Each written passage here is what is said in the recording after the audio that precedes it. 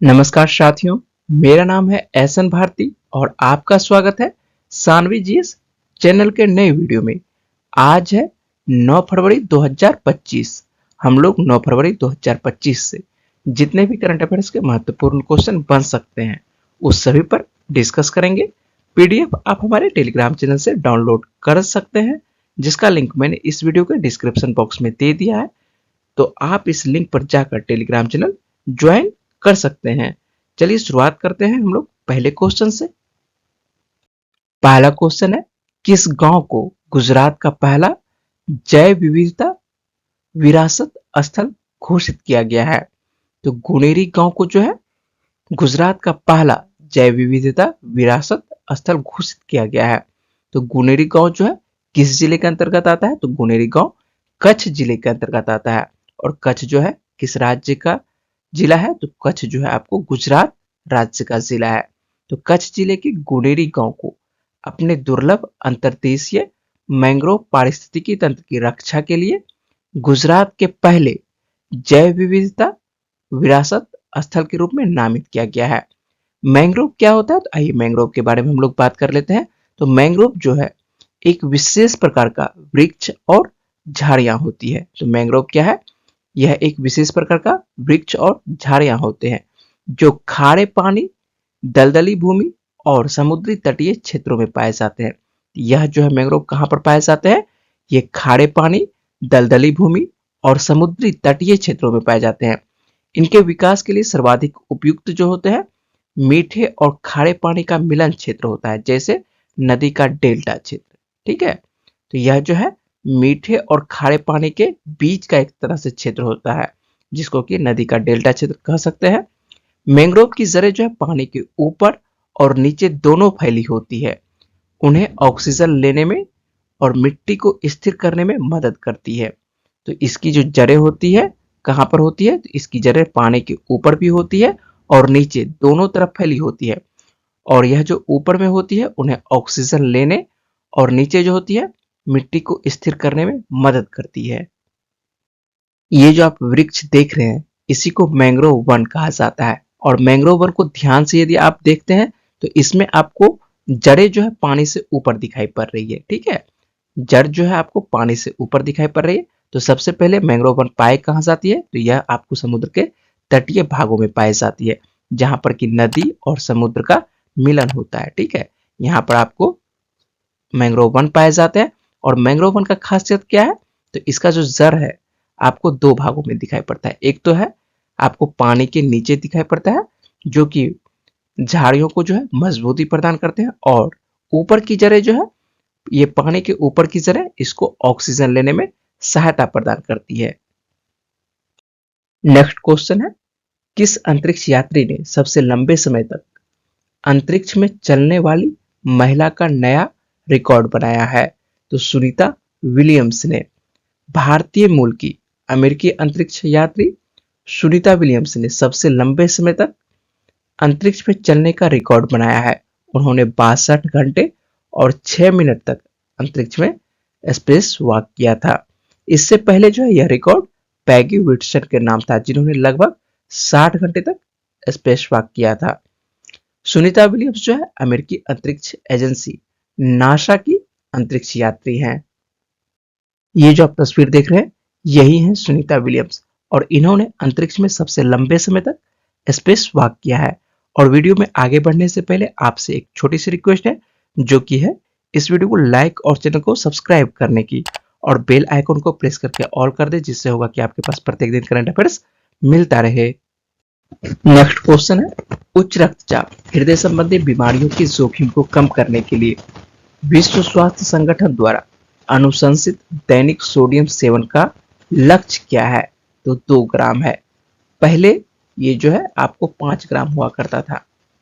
तो sodium seven का लक्ष्य पहले कितना होता था? 5 ग्राम होता था, लेकिन अब जो है इसको अनुशंसित करके 2 ग्राम कर दिया गया है। सोडियम हम लोगों के लिए क्यों आवश्यक है? तो सोडियम जो है एक आवश्यक पोषक तत्व है जो प्लाज्मा की मात्रा, अम्ल क्षार संतुलन, तंत्रिका आवेगों के संचरण और सामान्य कोशिका कार्य के रखरखाव के लिए आवश्यक है। तो सोडियम जो है प्लाज्मा की मात्रा, अम्ल क्षार संतुलन, तंत्रिका आवेगों के संचरण और सामान्य कोशिका कार्य के रखरखाव के लिए आवश्यक है। अत्यधिक सोडियम के सेवन से जो है रक्तचाप संबंधी बीमारी हो जाती है। सोडियम और क्लोराइड किसके घटक है? तो ये जो है नमक के मुख्य घटक है। तो नमक का फार्मूला क्या होता है? NaCl। तो सोडियम और क्लोराइड जो है किसके घटक होते हैं? ये नमक के घटक होते हैं। सोडियम आप लोगों को जो है अन्य रूपों में भी पाया जा सकता है। खाद्य सामग्री में जो है अन्य रूपों में भी सोडियम पाया जाता है। जैसे देख लेते हैं, यह आपको दूध, मांस, सेलफिश जैसे विभिन्न खाद्य पदार्थों में भी प्राकृतिक रूप से सोडियम पाया जाता है। यह अक्सर प्रसंस्कृत खाद्य पदार्थों जैसे ब्रेड, प्रसंस्कृत मांस, स्नैक फूड के साथ साथ मसालों जैसे कि सोया, मछली सॉस में उच्च मात्रा में भी आपको सोडियम पाया जाता है। नेक्स्ट क्वेश्चन है, हाल ही में भारत में रामसर सूची में कितनी नई आर्द्र भूमियां जोड़ी गई है? तो 4 नई आर्द्र भूमियों को जोड़ा गया है। भारत सरकार ने रामसर आर्द्र भूमि स्थल में 4 नए आर्द्र भूमि स्थल जैसे कि तमिलनाडु में शकराकोटोई पक्षी अभ्यारण्य, थेरथंगल पक्षी अभ्यारण्य, सिक्किम में खेचो पालरी आर्द्र भूमि और झारखंड में उधवा झील को जो है शामिल किया गया है। देश में रामसर स्थलों की संख्या अब कुल कितनी हो गई है? तो देश में अब रामसर स्थलों की संख्या कुल 89 हो चुकी है। एशिया में सबसे अधिक रामसर स्थलों में की संख्या की यदि बात करते हैं तो सबसे अधिक जो है एशिया की बात कर रहे हैं कि एशिया में सबसे अधिक रामसर स्थलों की संख्या कहां पर है? तो अपना देश भारत में ही है। सेकंड स्थान पर कौन सा देश है एशिया में? तो एशिया में सेकंड स्थान पर चीन है, जहां पर कुल कितने रामसर स्थल है? तो 82 रामसर स्थल है। तो याद रखिएगा, भारत में कुल रामसर स्थलों की संख्या कुल कितना हो चुका है? तो 89 रामसर स्थल हो चुके हैं। यदि पूरे विश्व की बात करते थे कि पूरे विश्व में सर्वाधिक रामसर स्थल कहां पर है? तो पूरे विश्व में सर्वाधिक रामसर स्थल आपको यूनाइटेड किंगडम है। यूनाइटेड किंगडम में कितने रामसर स्थल है? 175 रामसर स्थल है।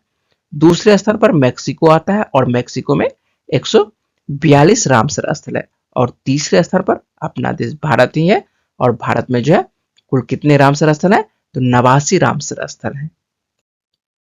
भारत का पहला रामसर स्थल कौन सा है? तो भारत का पहला रामसर स्थल जो है केवलादेव राष्ट्रीय उद्यान, जो कि राजस्थान में है, या तो चिल्का झील, ओडिशा, इस दोनों में से कोई आप लोगों को एक ऑप्शन में मिलेगा। केवलादेव राष्ट्रीय उद्यान या तो चिल्का झील, ओडिशा, इस दोनों को जो है एक ही साथ 1981 में मान्यता दिया गया था। भारत का सबसे बड़ा रामसर स्थल कौन सा है? तो भारत का सबसे बड़ा रामसर स्थल जो है पश्चिम बंगाल का सुंदरबन है। भारत का सबसे छोटा रामसर स्थल कौन सा है? तो भारत का सबसे छोटा रामसर स्थल जो है हिमाचल प्रदेश में अवस्थित रेणुका है। आप लोगों को याद रखना है कि विश्व आर्द्र भूमि दिवस कब मनाया जाता है? यह हाल ही में मनाया गया है। तो विश्व आर्द्र भूमि दिवस 2 फरवरी को मनाया जाता है। विश्व का पहला रामसर स्थल कौन सा है? तो विश्व का पहला रामसर स्थल जो है कोबर्ग प्रायद्वीप है, जो कहां पर अवस्थित है? तो यह ऑस्ट्रेलिया में अवस्थित है। भारत में सबसे अधिक रामसर स्थल किस राज्य में अवस्थित है? तो भारत में सबसे अधिक रामसर स्थल जो है तमिलनाडु राज्य में है। और कुल कितना रामसर स्थल है? तो 20 रामसर स्थल है। और वेटलैंड से आप लोगों को मैंने कुछ दिन पहले एक प्रश्न दिया था कि उदयपुर और इंदौर को जो है वेटलैंड सिटी के रूप में मान्यता प्राप्त हुआ है। तो उदयपुर और इंदौर को जो वेटलैंड सिटी के रूप में मान्यता प्राप्त हुआ है। नेक्स्ट क्वेश्चन है, पीएम धन धान्य कृषि योजना के तहत घोषित पहल के हिस्से के रूप में किस राज्य में एक नया यूरिया संयंत्र स्थापित किया जा रहा है? तो यूरिया संयंत्र स्थापित किया जा रहा है किस राज्य में? तो असम में किया जा रहा है। प्रधानमंत्री धन धान्य कृषि योजना के तहत जो है किसानों को सहायता देने और कृषि उत्पादकता में सुधार लाने के लिए कई पहलों की घोषणा की है। इस योजना के तहत एक प्रमुख विकास असम में एक नए यूरिया संयंत्र की स्थापना है। ठीक है, तो यूरिया संयंत्र की स्थापना कहां पर किया जा रहा है? तो असम में किया जाना है। ठीक है, इस पहल का उद्देश्य क्या है? तो इस पहल का उद्देश्य है किसानों के लिए उर्वरकों की उपलब्धता बढ़ाना, जिससे फसल की पैदावार और समग्र कृषि उत्पादन में सुधार हो। इसके अतिरिक्त यदि देखते हैं तो सरकार जो है मखाना उत्पादकों को सहायता देने के लिए बिहार में मखाना बोर्ड की स्थापना कर रही है। तो मखाना बोर्ड की स्थापना, आप लोगों से क्वेश्चन पूछा जा सकता है कि मखाना बोर्ड की स्थापना जो है किस राज्य में किया जा रहा है, तो यह जो है बिहार में। मखाना बोर्ड की स्थापना कहाँ, तो बिहार में। ये प्रयास जो है सामूहिक रूप से ग्रामीण विकास में योगदान करते हैं और कृषि क्षेत्र में बेहतर आजीविका के लिए अवसर पैदा करके पलायन को कम करने का लक्ष्य रखते हैं। नेक्स्ट क्वेश्चन है, कौन सा राज्य भारत का पहला एआई विश्वविद्यालय स्थापित करेगा? तो भारत का पहला एआई विश्वविद्यालय जो है महाराष्ट्र में स्थापित किया जाएगा। महाराष्ट्र भारत का पहला आर्टिफिशियल इंटेलिजेंस विश्वविद्यालय स्थापित करने जा रहा है, जिसका उद्देश्य जो है एआई शिक्षा, अनुसंधान और नवाचार को बढ़ावा देना है। इस परियोजना की देखरेख के लिए शिक्षा जगत, उद्योग और सरकार के विशेषज्ञों से मिलकर एक टास्क फोर्स बनाई गई है। विश्वविद्यालय विभिन्न हितधारकों के बीच सहयोग को बढ़ावा देते हुए एआई अनुसंधान, कौशल विकास और तकनीकी नवाचार पर ध्यान केंद्रित करेगा। नेक्स्ट क्वेश्चन है, किस देश ने भारत के साथ अपनी सीमा पर नई बाड़ लगाने पर चिंता जताई है? तो बांग्लादेश ने। भारत बांग्लादेश की कुल 4096 किलोमीटर में से लगभग 864.482 किलोमीटर पर सीमा पर जो है अब भी पार नहीं लगी है। भारत बांग्लादेश के बीच जो है कुल कितने किलोमीटर तक सीमा साझा होती है? तो 4096 किलोमीटर, ठीक है, जिसमें से जो है 864.482 किलोमीटर पर बार नहीं लगी है, क्योंकि इसमें भूमि अधिग्रहण और बॉर्डर गार्ड, बांग्लादेश की आपत्तियों सहित कई चुनौतियां इसमें शामिल है। बांग्लादेश ने जो है सीमा पर नई बाड़ लगाने को लेकर चिंताएं व्यक्त की है, जबकि भारत ने आश्वासन दिया है कि वह मौजूदा समझौतों पर पालन करेगा। नेक्स्ट क्वेश्चन है, मिसेज वर्ल्ड का खिताब जीतने वाली पहली ऑस्ट्रेट महिला कौन बनी है? तो मिसेज वर्ल्ड का खिताब जीतने वाली पहली महिला जो है तशेगो गायले बनी है। तशेगो गायले जो है 2025 में लास वेगास में मिसेज वर्ल्ड का खिताब जीता है। तो किसके द्वारा मिसेज वर्ल्ड का खिताब जीता गया? तो मिसेज वर्ल्ड का खिताब जो है तशेगे गायले के द्वारा जीता गया है। और तशेगे गायले जो है किस देश की रहने वाली है? तो तशेगे गायले जो है आपको अफ्रीका की रहने वाली है, दक्षिण अफ्रीका की रहने वाली है। और यह दक्षिण अफ्रीका की पहली और श्वेत महिला है। यदि कुल बात करें तो 2016 में जो है दक्षिण अफ्रीका से एक महिला जीती थी और उसका नाम क्या था? कैंडिस अब्राहम्स, ठीक है। तो कैंडी अब्राहम्स पहली महिला थी दक्षिण अफ्रीका की, और दूसरी महिला कौन बनी है? तो आप लोगों को बता दें कि तशेगे गायले बनी है। लेकिन यह पहली और श्वेत महिला है। क्या है पहली? तो पहली और श्वेत महिला है जो कि मिस वर्ल्ड का खिताब जीती है।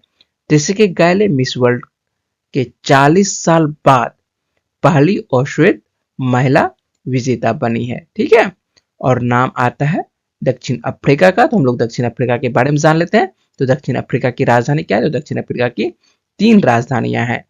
प्रिटोरिया जो कि कार्यकारी राजधानी है, केप टाउन जो कि विधायी राजधानी है, ब्लोमफोंटेन जो कि न्यायिक राजधानी है। और दक्षिण अफ्रीका में कौन सी मुद्रा चलती है? रैंड मुद्रा चलती है। और दक्षिण अफ्रीका के वर्तमान में राष्ट्रपति कौन है? तो सिरिल रामाफोसा है।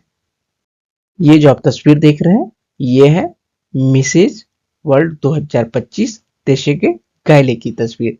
तो मिसेज वर्ल्ड 2025 कौन बनी है? तशेगे गायले बनी है, जो पहली और श्वेत महिला बनी है। नेक्स्ट क्वेश्चन है, कोलकाता के पूर्वी कमान मुख्यालय फोर्ट विलियम का नाम बदलकर क्या रखा गया है? तो फोर्ट विलियम का नया नाम क्या है? तो विजय दुर्ग रखा गया है। भारतीय सेना की पूर्वी कमान के मुख्यालय का नाम बदल दिया गया है और इसका नाम जो है अब फोर्ट विलियम के जगह क्या रखा गया है? विजय दुर्ग रखा गया है। पहले क्या नाम हुआ करता था? तो फोर्ट विलियम नाम हुआ करता था, लेकिन अब नया नाम क्या हो जाएगा? विजय दुर्ग हो जाएगा। इसके साथ ही विजय दुर्ग के भीतर जो है किचनर हाउस का नाम भी बदला गया है। किचनर हाउस का नाम बदलकर क्या कर दिया गया है? तो मानेक शॉ कर दिया गया है। मानेक शॉ हाउस कर दिया गया, ठीक है। किचनर हाउस का नाम बदलकर क्या कर दिया गया है? मानेकशॉ हाउस कर दिया गया है। और एक और नाम बदला गया है, साउथ गेट, ठीक है, जिसे पहले सेंट जॉर्ज गेट के नाम से जाना जाता था। साउथ गेट का भी नाम बदला गया है, जिसे पहले किस नाम से जाना जाता था? सेंट जॉर्ज के नाम से जाना जाता था। अब इसका नाम बदलकर क्या कर दिया गया है? तो बदलकर नया नाम जो है शिवाजी गेट कर दिया गया है, ठीक है। साउथ गेट का नाम बदलकर शिवाजी गेट कर दिया गया है। एक बार फिर से देख लेते हैं कि कोलकाता की पूर्वी कमान, जिसका नाम पहले क्या हुआ करता था? फोर्ट विलियम हुआ करता था। तो फोर्ट विलियम का नया नाम क्या हो जाएगा? विजय दुर्ग हो जाएगा। और विजय दुर्ग के भीतर जो है एक हुआ करता था किचनर हाउस, ठीक है। और किचनर हाउस का नाम बदलकर क्या कर दिया गया? मानेक शॉ हाउस कर दिया गया है। और साउथ गेट, जिसे पहले सेंट जॉर्ज गेट के नाम से जाना जाता था, उसका नाम बदलकर शिवाजी गेट कर दिया गया है। नेक्स्ट क्वेश्चन है, अंतिम सक्रिय नक्सली के आत्मसमर्पण के बाद किस राज्य को नक्सल मुक्त घोषित किया गया है? तो नक्सल मुक्त जो है घोषित किया गया किस राज्य को? कर्नाटक राज्य को घोषित किया गया है। उडुपी में आखिरी सक्रिय नक्सली लक्ष्मी के आत्मसमर्पण के बाद कर्नाटक को जो है नक्सल मुक्त घोषित कर दिया गया है। वह ए श्रेणी के तहत 7 लाख के आत्मसमर्पण पैकेज के लिए पात्र है, जिसमें पुनर्वास के लिए लाभ शामिल है। तो जो किस राज्य को जो है नक्सल मुक्त घोषित किया गया? कर्नाटक राज्य को। और कर्नाटक का नाम आता है, कर्नाटक के बारे में जान लेते हैं। कर्नाटक की राजधानी क्या है? बंगलुरु है। और यहाँ के वर्तमान में मुख्यमंत्री कौन है? सिद्धारमैया है। राज्यपाल वर्तमान में कर्नाटक के कौन है? तो थावरचंद गहलोत है। लोकसभा की कितनी सीटें आती है कर्नाटक से? 28 सीटें आती है। और राज्यसभा की 12 सीटें कर्नाटक से आती है। पिछले वीडियो में मैंने आप लोगों से प्रश्न पूछा था, अमेलिया केर, जिन्हें आईसीसी महिला क्रिकेटर ऑफ द ईयर 2024 नामित किया गया है, ये किस देश से संबंध रखती है? तो अमेलिया केर जो है किस देश से संबंध रखती है? इनका संबंध न्यूजीलैंड से है। और अधिकांश छात्रों ने इस प्रश्न का जवाब जो है कमेंट बॉक्स में सही दिए हैं। हम लोग आज का प्रश्न देख लेते हैं, किस राज्य ने हाल ही में विनियमित भांग की खेती के लिए पायलट अध्ययन को मंजूरी दी है? इसका सही जवाब क्या है वो जल्दी से आपको कमेंट बॉक्स में बताना है। और मुझे उम्मीद है कि इस वीडियो में मैंने जितने भी इंपॉर्टेंट क्वेश्चन पर बात की है वो पॉइंट्स आपको समझ में आए होंगे। अगर आपको वीडियो अच्छी लगी तो वीडियो को लाइक करिएगा, शेयर करिएगा और अपने दोस्तों को वीडियो के बारे में बताइएगा। और चैनल को सब्सक्राइब अवश्य कर लीजिएगा, जिससे कि आपके पास प्रत्येक दिन करंट अफेयर्स मिलता रहे। चलिए मिलते हैं आप लोगों से अगली वीडियो में। तब तक के लिए अपना ख्याल रखिएगा, पढ़ते रहिए। वीडियो में बने रहने के लिए बहुत बहुत शुक्रिया। धन्यवाद।